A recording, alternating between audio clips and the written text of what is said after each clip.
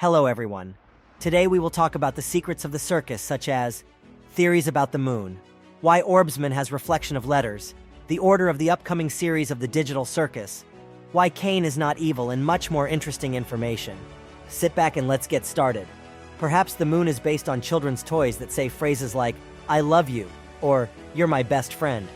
I thought about this when I heard the moon say to Kane, "Hello Kane, I love you." Today I heard a children's toy, I think it was a stroller, say, "I love you," and it triggered an association in me. Maybe I'm wrong, I don't know.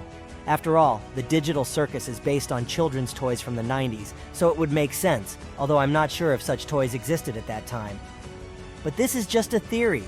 Orbsman has several letters reflected on his body. The fact that Orbsman has letters reflected on his body may indicate that the reflection of letters on Orbsman's body can have various meanings. Perhaps it is related to the symbolism or theme that the digital circus wanted to convey.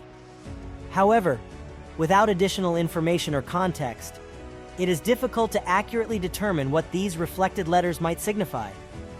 Order of the next series. My hypothesis is based on the sequence of character presentation and their total number. Sweet Kingdom of Candy Canyon characters: Candy Alligator, Marmalade Alligator, Candy Princess, unnamed ghost character from the episode Luigi Kinger's Mansion with a Gun. I assume that it is at this moment that Kane realizes the reality of fear and the concept of death. Characters: all characters have the same green wallpaper and or lighting. Strange cassette player, ghost woman, little blue ghost, unnamed, minimum wage. Kane tries to put them in a more adult situation. They work at Spundy's. Characters: guy in the form of a bubble ball, unfinished baseball episode. This is the unfinished set that we see in the screenshot. It is clearly a baseball diamond. Istoknik, Basita S. Bing, the 13th of March, 2024, 1, undefined. Theory about Kane is not evil, and he doesn't trap them in the game. Okay, hear me out. I believe that Kane is an AI that has limited power in the game. Thus, he can create things like objects, rooms, arrange these whimsical adventures for 6 human minds, etc.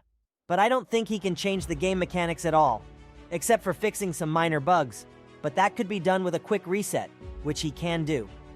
I think the only way he could build an exit is to just make a bunch of rooms with the word exit written on the doors. He also doesn't know what to put on the other side, as he has a limited understanding of what will be on the other side of the exit. Kane doesn't even force anyone to participate in the adventures. When Zubul says she doesn't want to participate in the adventure, Kane just says that she doesn't have to, and she can go and do whatever she wants. But she is accidentally dragged in by one of the Gloinks. The queen of the Gloinks herself wouldn't have harmed any of them, as she talked a lot and threatened. But I think that was all she could do, given that Kane has no intention of ever harming them. Plus, when Zubul was inside her, she probably just sat there until the others defeated her. He doesn't let them go into the void because he doesn't know what's there, and it's probably just empty, unused space, and it's really nothing, not an exit, as everyone assumes. I think he's an AI that can't help people get out because the exit was never programmed, so they're really stuck there for God knows how long, as I guess.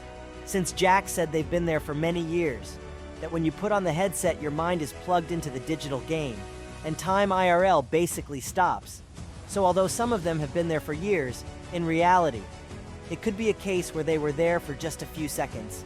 Kane, not being able to pull them out of there, just does everything he can to keep them sane and safe. When Kane introduces Remember to the territory, he looks at blue screens, trying to list actions. The error page_fault, underscore and underscore non-paged underscore area displayed on the blue screen indicates invalid system memory, according to Google. I assume that at this moment Kaufmo abstracted. Abstraction is like a virus that causes glitches in everything it interacts with. In this context, when they are inside a computer, the blue screen makes sense. The description of the error code seems like a strange coincidence, given what's happening here. I'm curious if there was a specific event that caused the abstraction. I think that Kaufmo, perhaps, restored real memory. And since the program Kane erases your memories from the very beginning, this is considered an error and causes abstraction. This is a reference to invalid system memory. I don't think Kane himself caused Kaufmo's abstraction. I think it happened as part of system programming, like a fail-safe mechanism. Also, in the song Wacky World, there are lines. When our goal begins to disappear, we feel our mind decay, our memories become so distant, but haven't they already lost their memories? Also, page_fault. underscore in underscore non-paged underscore area may be related to Kane's unfinished work, which, as we know, he is embarrassed about. Or perhaps it's a reference to the void. What if Kaufmo was a bowler? A memory from real life, triggered by Jax's bowling ball. Kaufmo really looks like a bowling pin. I think that when Kane encountered the blue screen, Kaufmo abstracted. Kaufmo remembered a real event that caused them to abstract. I think that abstraction is a fail-safe mechanism for the amazing digital circus.